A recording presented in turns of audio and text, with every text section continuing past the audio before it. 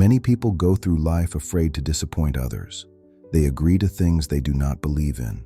They accept responsibilities that are not theirs, and they carry burdens that slowly crush their spirit. Why? Because they cannot say no. They fear rejection. They fear judgment. And most of all, they fear being seen as selfish. But here lies a painful truth. If you do not learn to say no, your life will never truly be yours. Every time you say yes when your heart wants to say no, you are abandoning yourself. You are trading your dreams for someone else's approval.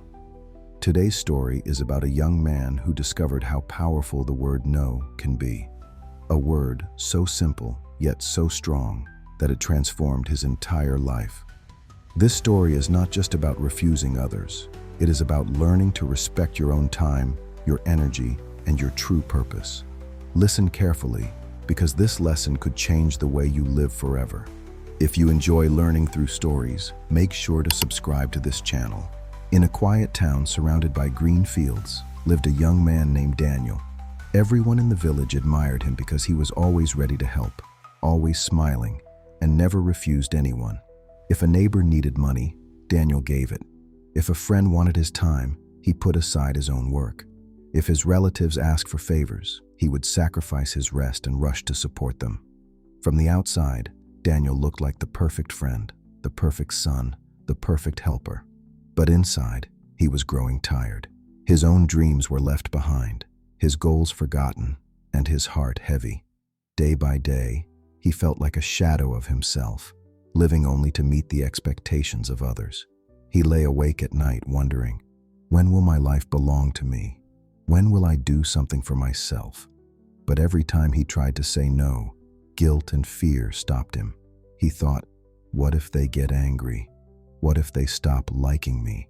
And so, his silence became chains that tied him down. One evening, Daniel's uncle came to visit. He was an older man, calm and wise, known in the village for his thoughtful words. The moment he saw Daniel's face, he knew something was wrong. "You look troubled, my boy," he said gently. Daniel hesitated, but then admitted, "Uncle, I feel trapped. Everyone expects something from me and I cannot refuse. I always say yes, but deep inside I am tired. My own dreams are slipping away, and I do not know how to stop it." The uncle listened carefully and then gave a calm smile. "I understand," he said. "You are not weak, Daniel. You are simply afraid of saying no. But if you cannot say no, you cannot truly say yes either. Your yes has no value if it is always given." Daniel looked confused. His uncle continued, "Tomorrow, meet me at the village market. I will show you something simple, but it may change your life." Daniel agreed, though he wondered what lesson his uncle could possibly teach him in such a place. The next morning, Daniel went to the market as his uncle had asked. The place was full of people buying, selling, and calling out.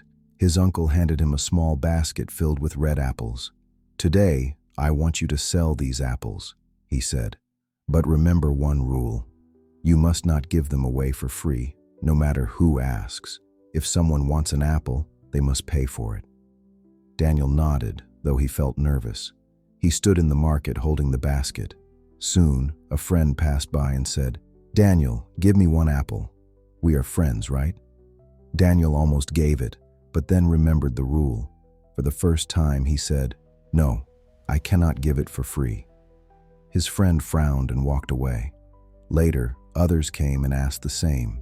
Some laughed, some were surprised, but a few respected him and paid happily. By the end of the day, Daniel had sold every apple and earned more than he expected. For the first time, he realized that saying no could also bring respect. When Daniel returned home that evening, his uncle was waiting for him. "So, tell me," the uncle asked, "what did you learn today?" Daniel thought carefully. At first, saying no felt very hard. I felt guilty, but then I noticed something. When I said no, people began to respect me more. They stopped taking me for granted. My apples had value, and so did my words. I realized that every time I say yes without meaning it, I lose a little part of myself. But when I said no honestly, I felt stronger. I felt free. The uncle nodded with a smile. Exactly, he said.